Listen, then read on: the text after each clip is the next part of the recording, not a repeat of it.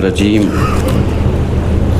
بسم اللہ الرحمن الرحیم الحمدللہ رب العالمین الصلاۃ والسلام علی اشرف الانبیاء والمرسلین اما بعد فقد قال اللہ تبارک وتعالی فی القرآن الحکیم وهو اصدق الصادقین وقول الحق بسم اللہ الرحمن الرحیم لن ینال اللہ لحومها ولا دماؤها ولکن تنالہ التقوی منکم۔ صلوات پڑھیے محمد وعلی محمد۔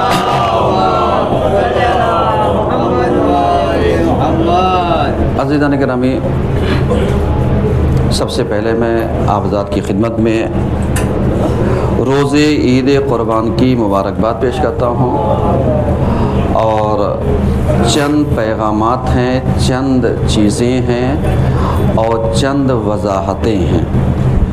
آپ حضرات اس کا خیال کیجئے گا اور تشریف رکھیے۔ جو لوگ نماز پڑھ چکے ہیں خطبہ سن کر کے جائیں، اور دوسری جماعت انشاءاللہ 8:50 پر ہوگی۔ آپ حضرات تشریف رکھیے گا جو لوگ نماز نہیں پڑھ سکے ہیں۔ بہرحال عید سعید قربان ہے، اور عید سعید قربان کے موقع پر مبارکباد ہے ان لوگوں کے لیے جو قربانی کا اہتمام کرتے ہیں اور قربانی دینے کے لیے کوشاں رہتے ہیں۔ چونکہ ہم جس اہتمام سے قربانی کا اہتمام کرتے ہیں، جانور کے قربانی کے لیے ایک جانور صحیح سالم ڈھونڈتے ہیں تاکہ کوئی عیب نہ ہو، تاکہ ہماری قربانی میں کوئی عیب پایا نہ جائے۔ یہ ایک فلسفہ ہے، ایک لاجک ہے۔ اسلام اس کے ذریعے بہت ساری چیزوں کو میسج کے ذریعے پہنچانا چاہتا ہے، اور وہ میسیجز کیا ہیں؟ میسج یہ ہے کہ اسلام چاہتا ہے کہ آپ جس طریقے سے قربانی کا اہتمام کرتے ہیں، جانور جو لاتے ہیں صحیح سالم لے کر کے آتے ہیں، جس پیسے سے خریدتے ہیں وہ پیسہ پاک صاف ستھرا پیسہ ہونا چاہیے، اور جن چیزوں میں آپ قربانی کر کے تقسیم کرنا چاہتے ہیں اس میں بھی تقوی کی رعایت ہونی چاہیے۔ صحیح ہے۔ یہ ہے عید قربان کا بہترین میسج، جس پر ہمیں بہت ساری چیزیں توجہ دینی چاہیے، کیونکہ سورہ حج کی آیت نمبر 37 میں اگر آپ ملاحظہ کیجئے تو اللہ یہی کہتا ہے کہ دیکھو تمہارا نہ گوشت قربانی کیا ہوا گوشت، نہ خون، یہ سب ہمارے یہاں نہیں آتا۔ مطلب جو ہم ذبح کرتے ہیں جانور کو، یہ خون اور گوشت یہ ہمارے یہاں نہیں آتا، بلکہ اس کے ذریعے جو تمہارے اندر پاکیزگی ہے، جو طہارت ہے، جو تقوی ہے، یہ ہم تک آتا ہے۔ اس کے بعد یہی آیت کہتی ہے کذالک سخرھا لکم لتکبروا اللہ علی ما ھداکم وبشر المحسنین۔ کیوں ایسا کیا گیا ہے؟ اس لیے تاکہ اللہ نے ان جانوروں کو تمہارے ہاتھوں میں مسخر کیا ہے۔ کیوں؟ تاکہ تم اپنی چوائس کے ذریعے، اپنے پسند کے ذریعے جیسا چاہو جانور لے آؤ، اپنی مرضی سے جیسے چاہو ذبح کراؤ، اپنی مرضی سے جیسے چاہو اس کو تقسیم کرو، اس کو بانٹو، اس کو کھاؤ پیو، یہ سب تمہارے ہاتھوں میں مسخر کیا گیا، تاکہ اللہ یہ بتانا چاہتا ہے کہ جو اللہ نے تمہیں ہدایت دی ہے، جو ہدایت دی ہے اس کو کیا کرنا چاہیے؟ اس کے ذریعے ایک بڑا میسج ہے کہ جب ہم نے اس کو تابع بنایا ہے، اپنی مرضی سے تم اس کو وہ کر سکتے ہو، تو پھر تمہارا تقویٰ بھی بہت پاکیزہ ہونا چاہیے، تمہاری جو عبادتیں ہیں وہ بہت پاکیزہ ہونی چاہیے، جو تمہارے عبادتوں کا مقصد ہے وہ بہت پاکیزہ ہونا چاہیے۔ کیوں؟ اس لیے کہ وَبَشِّرِ الْمُحْسِنِينَ، اللہ جو ہے احسان کرنے والوں کو کیا دینا چاہتا ہے؟ بشارت دینا چاہتا ہے، خوشخبری دینا چاہتا ہے۔ تو یہ احسان کرنے والے کون لوگ ہیں؟ یہ احسان کرنے والے وہ لوگ ہیں جو قربانی کرتے ہیں، وہ لوگ ہیں۔ اب یہ قربانی کا مطلب صرف یہ نہیں ہے کہ ہم نے جانور ذبح کر دیا قربانی ہو گئی۔ میرے عزیزوں، آج آپ نے بھی دیکھا ہوگا، کچھ وضاحتیں میں کیے دے رہا ہوں یہاں سے، بہت سارے لوگوں کے ذہنوں میں کچھ سوالات ہوں گے جس کو میں آپ کی خدمت میں بتانا چاہتا ہوں، تاکہ کم از کم ایک عالم دین کی ذمہ داریوں میں سے ایک ذمہ داری جو ہے جس کی رعایت کرنی چاہیے۔ مثلا آپ نے دیکھا، ہم سے پہلے ایک نماز جان بوجھ کر کے ٹکرائی گئی 8 بجے کے ٹائم سے، صحیح ہے؟ یہ میں وضاحت اس لیے کر رہا ہوں تاکہ آپ اس کو ذرا سا ذہنوں میں رکھیے گا میرے عزیزوں، اس کو ادروائز نہ لیجئے گا، صرف اس لیے کہ انسان ایکا دکا لوگوں کی ضد کی صورت میں کتنوں کی نمازوں کے اوپر سوالیہ نشان لگ جائے گا، یہ انہیں احساس نہیں ہے۔ مثلا جیسے یہ مکتب امامیہ / شیعہ جامع مسجد، اس جگہ کا ایڈریس ہے، اور یہاں پر جو کمیٹی رن کرتی ہے وہ مکتب امامیہ سمیتی سمت ہے، رجسٹرڈ ہے، جو یہاں پر رن کرتی ہے، جو یہاں پر پورے پربندھن کو دیکھتی ہے۔ وہ انسان جو پورے سال بھر نمازیں نہیں آتا، کیونکہ اس کا نظریہ یہ ہے یہاں نماز صحیح نہیں ہے، جمعہ پڑھنے نہیں آتا اس لیے کہ نظریہ یہ، جو دوسروں سے ہمیں کانوں تک آتی وہ باتیں میں پہنچا رہا ہوں، وہاں پر نماز صحیح نہیں ہے۔ تو جب نماز صحیح نہیں ہے تو عید بقرعید کی نماز کیسے صحیح ہوگی؟ ایک سوال۔ اس کے بعد چلیے عید بقرعید کی مومنین کی کیا خطا ہے؟ کوئی خطا نہیں ہے، لیکن کم سے کم یعنی نماز پڑھنے سے نہیں روکا گیا کسی کو، لیکن ٹکرانا، اختلاف پیدا کرنا، یہ کہاں سے صحیح ہے؟ بھائی جمعے کا سے اعلان یہاں پر نماز کا ہوتا ہے 8 بجے کا ہوا، تو آپ کو نماز پڑھنا ہے 8 بجے سے پہلے پڑھ کر کے آپ اس کو خالی کر دیجئے، کیونکہ بھائی باہر پہلے ہوتی تھی نمازیں، باہر اجازت نہیں ہے، اب جگہ کم ہے، گنجائشیں کم ہیں، ساری چیزیں کم ہیں، تو اب انتظامات میں دقت۔ اب سوال یہ ہے کہ جن عالم دین نے نماز پڑھائی ہے ان سے جا کر کے سوال کیجیے گا، کیا کمیٹی کی اجازت کے بغیر کسی جگہ پر جا کر کے ہم زبردستی اپنی من مطابق مرضی سے، بغیر کمیٹی کی سہمتی سے، بغیر بات کیے ہوئے نماز پڑھنے کیا جائز ہوگا؟ یہ ایک سوال ہے، سمجھیے گا، کیونکہ ابھی ہم کہیں پر نماز پڑھانا چاہیں تو ہم سہمتی سے ہی تو کہیں پر پڑھیں گے یا پڑھائیں گے، اور اگر بغیر سہمتی کے اپنی منمانی کریں تو انسان کیا کہے گا؟ یعنی زبردستی قابض ہو رہے ہیں۔ ایک صلوات پڑھیے سب مل کے بھائی، زبردستی کیا ہو رہے ہیں؟ قابض ہو رہے ہیں۔ لیکن اس کے پیچھے ان افرادوں کو مس گائیڈ نہ کیجیے، بتائیے کہ صاحب آپ نے مسجد کی زمین کا پیسہ لے کر کے صرف یہاں پر مکتب امامیہ سمیت لگ گیا، تو آپ نے کہا صاحب یہ سمیت نہ لگتا تو ہم پیسہ یہاں پر دے دیتے۔ تو جب آپ نے پورا پیسہ لے کر کے الگ ہو گئے اور اس کے بعد ایک مکان بھی لیا، اس کو بیچ بھی دیا، پھر دوسرا بھی مکان لے لیا، یا کیا ہوا الآخر میں نہیں جانتا، لیکن ایک سوال تو قوم کو کرنا چاہیے نا کہ جب اتنا سب تم نے کر لیا، پھر یہاں آ کر کے دخل اندازی اپنی مرضی سے کون سے ادھیکار سے آتے ہو؟ اور اگر یہ کہتے ہو کہ پرشاسن میں لکھا پڑھیے تو وہاں پر پرچہ لگا ہوا ہے، وہاں پر دیکھیے عید اور عید کی نماز کا لکھا ہوا ہے، بقرعید کی نماز کا ذکر اس میں نہیں ہے، تو کم سے کم اخلاقی فریضہ یہ تھا کہ اتنوں کی نماز آپ خراب نہ کریں، کم سے کم کمیٹی سے پوچھ تو لیتے، کیونکہ یہاں پر بجلی کا بل جاتا ہے، دیگر اخراجات ہے، دیگر ذمہ داریاں ہیں، کہ یہ بھی آپ کا اخلاقی فریضہ نہیں ہے؟ صلوات پڑھیے سب مل کر۔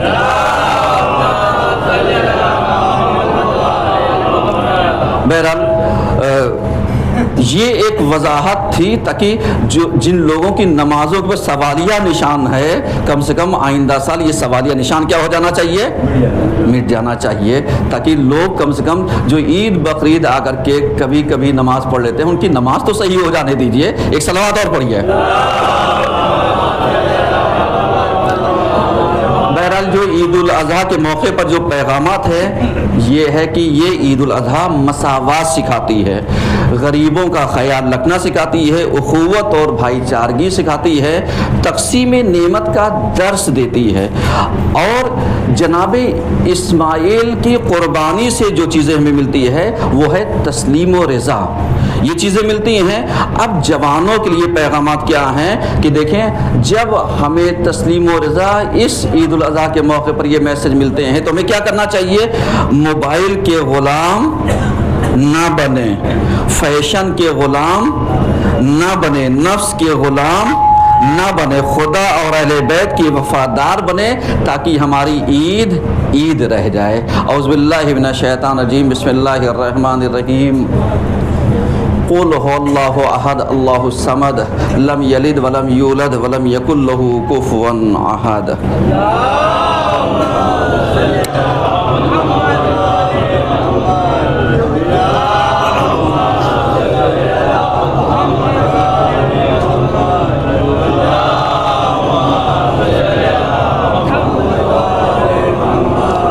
اعوذ باللہ من الشیطان الرجیم، بسم اللہ الرحمن الرحیم۔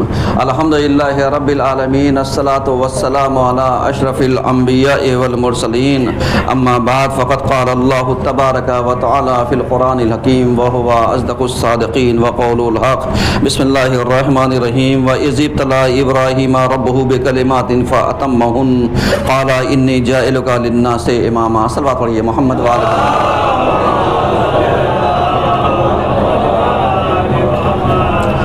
عزیزان گرامی، آج کے دوسرے خطبے میں پھر میں ایک بار عید الاضحیٰ کے مبارکباد آپ حضرات کی خدمت میں پیش کرتا ہوں، اور اللہ سے دعا کرتا ہوں کہ پروردگار عالم اس عید کے موقع پر ہم سب کو اتحاد، انسجام، متحد ہونے کی توفیق عنایت اور عطا فرمائے انشاءاللہ۔ بہرحال دوسرے خطبے میں بہت ہی مختصر، چونکہ 8:50 پر انشاءاللہ دوسری جماعت ہوگی۔ اب اس چیز میں دیکھیے کہ اللہ نے جناب ابراہیم کا جو امتحان لیا، اور امتحان لینے کے بعد وہ امتحان میں کامیاب ہو گئے۔ وَإِذِ ابْتَلَىٰ إِبْرَاهِيمَ رَبُّهُ كَلِمَاتٍ فَأَتَمَّهُنَّ، یعنی یہ امتحان میں کامیاب ہو گئے۔ جب کامیاب ہو گئے تو اللہ نے ان کو جو دیا وہ کیا دیا؟ انی جاعلک للناس اماما، یعنی امامت کا تحفہ اللہ نے امتحان لینے کے بعد جناب ابراہیم کو کیا کیا؟ عطا کیا۔ اب اللہ نے جناب ابراہیم کا امتحان جو لیا وہ کن چیزوں سے لیا؟ سب سے پہلی چیز، جناب ابراہیم کو بت شکن کہا گیا ہے، یعنی یہ باطل خداؤں سے لڑے ہیں، انہوں نے شرک سے مقابلہ کیا ہے، اور اسی کی بنیاد پر اگر دیکھا جائے تو ایک امتحان ان کو آگ میں ڈالا بھی گیا ہے، جیسے نمرود نے آپ کو کیا کیا؟ آگ میں ڈالا، اور اللہ نے ان کو آگ سے بچایا۔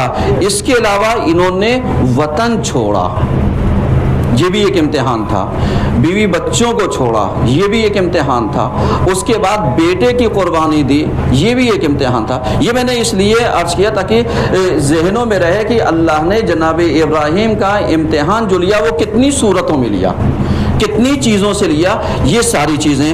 اب یہاں سے جو عید الاضحیٰ سے ہمیں عید غدیر تک جانا ہے، صحیح ہے، کیونکہ اب یہ جو موقع شروع ہوتا ہے عید سے لے کر کے عید تک، تو یہاں پر ہمیں کیا کرنا چاہیے؟ ہمیں یہ کرنا چاہیے تو قربانی، اگر ہمیں قربانی دینی ہے تو قربانی دینے کے لیے جناب اسماعیل نے جو قربانی دی تھی وہی جناب ابراہیم نے کہا تھا انی ارا فی المنام، میں خواب میں دیکھ رہا ہوں کہ میں تمہیں ذبح کر رہا ہوں۔ اسماعیل نے کہا آپ اپنے خواب کو سچ کر دکھائیے، صحیح ہے۔ اس کے بعد ولایت، جب انہوں نے سچ کر لیا تو اللہ نے انہیں کیا کیا؟ امامت کو دیا، ولایت کو دیا، یعنی انی جاعلک للناس امامہ۔ اس کے بعد اسی حج سے اگر آپ دیکھیے تو حج کے اختتام پر پیغمبر گئے ہیں اور غدیر خم کے موقع پر اللہ نے ان سے کہا یا ایھا رسول بلغ، یعنی یہ پوری آیت ہے جہاں پر کہا اس کو پہنچا دیجئے، اور یہاں پر پیغام ولایت پہنچایا اور یہ کہا کہ اگر اس کو نہیں پہنچایا تو پھر آپ نے گویا کوئی کام نہیں کیا۔ اس کے بعد پیغمبر نے اپنے ہاتھوں پر علی کو بلند کیا، کہا من کنت مولا ہو فہذا علی مولا، یعنی اسی عید ضحیٰ سے عید الاضحیٰ سے عید غدیر تک ہمیں جانا ہے، تو معلوم لیا ہمیں کیا ملا؟ ولایت ملی، ہمیں کیا ملا؟ امامت ملی، ہمیں کیا ملا؟ ہمیں امام ملا، ہمیں جانشین ملا، ہمیں خلیفہ ملا، صحیح ہے۔ یہ ساری چیزیں، اب اس کے بعد جب امامت ملی تو اللہ نے تکمیل دین کا دیا، الیوم اکملت لکم دینکم واتممت علیکم نعمتی، یعنی کیا مطلب؟ اللہ نے آج کے دن دین کو کیا کر دیا؟ مکمل کر دیا، نعمتیں تمام کر دی، ساری چیزیں اللہ نے کر دیا۔ اب یہاں پر ہماری ذمہ داریاں کیا ہیں میرے عزیزوں؟ ہماری ذمہ داریاں یہ ہوتی ہیں، چونکہ ٹائم کم ہے، بہت ساری سی پوائنٹ ٹو پوائنٹ باتیں ہم نے کر دی ہیں تاکہ اذہان عالیہ میں رہے۔ ہماری ذمہ داری یہ ہے کہ ہم عید غدیر سے جو کچھ سیکھا ہے اس کا اختتام عید ولایت تک جا کر کے کریں، عید غدیر پر لے جا کر کے کریں، عید غدیر پر اختتام کریں، کیونکہ عید غدیر عید اکبر ہے، اور جب عید غدیر عید اکبر ہے تو سب سے بڑی عید کون سی ہوئی؟ عید غدیر ہوئی۔ اب جب عید غدیر ہوئی تو ظاہر سی بات ہے اس کے لیے ہمیں تیاریاں کرنی چاہیے، اس کے لیے ہمیں آمادگی کرنی چاہیے، اس کے لیے ہمیں خصوصی انتظام کرنا چاہیے، خصوصی بندوبست کرنا چاہیے، اس کے لیے ہمیں بچوں کا خیال رکھنا چاہیے، نئے لباس بنوانے چاہیے، یعنی اہتمام میں تھوڑا سا الگ۔ اب اس کے بعد جب ہم ان چیزوں کو الگ کر دیں گے تو اب ہماری ذمہ داری یہ ہے کہ عید غدیر سے جو چیزیں ہمیں لینی ہے وہ یہی کہ دین پر ثابت قدم رہیں، یعنی جو اللہ نے نعمت دی ہے دین کی اس پر کیا رہیں؟ ثابت قدم رہیں، اور جب ثابت قدم رہیں گے تو ولایت اہل بیت سے وابستہ رہیں، دین پر ثابت قدم رہیں اور ولایت اہل بیت سے وابستہ رہیں۔ تیسری چیز یعنی اپنی نسلوں کو غدیر سے جوڑے رکھیں، کیونکہ آج کا یوتھ، آج کا نوجوان آزاد ہوتا جا رہا ہے، لہذا اس کو غدیر سے ہم کیا کیے رہیں؟ جوڑے رکھیں۔ اور چوتھی چیز، نوجوانوں کو ولایت کی معرفت دیں، کیونکہ ولایت کی معرفت دیں گے تو یہی ولایت ہمارے دین میں، دنیا میں، قبر میں، حشر میں، نشر میں، آخرت میں، جنت میں یہی کام آنے والی ہے۔ اعوذ باللہ من الشیطان الرجیم، بسم اللہ الرحمن الرحیم۔ ان اللہ وملائکتہ یصلون علی النبی یا ایھا الذین آمنوا صلوا علیہ وسلموا تسلیما۔